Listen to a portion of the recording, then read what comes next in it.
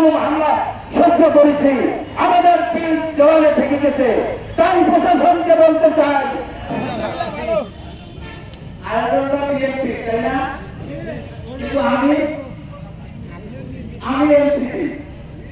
আসলে এমন একটা আয়োজন, যে আয়োজনে কোন জাতি, ধর্ম, বর্ণ, গোত্র, দল কোন কিছু আলাদা নয়। ঠিক ঠিক। আমরা 1990 সালে ফ্যাসিস্ট মুক্ত করেছি বাংলাদেশ, আবার মুক্ত করেছি 2024 সালে।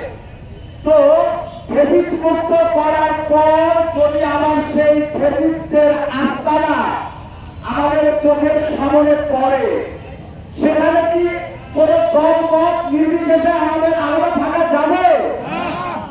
আমরা এই ফ্যাসিস্টের শরীর আমাদেরকে সব সময় ফ্যাসিস্ট মুক্ত রাখতেই হবে। এই ফ্যাসিস্ট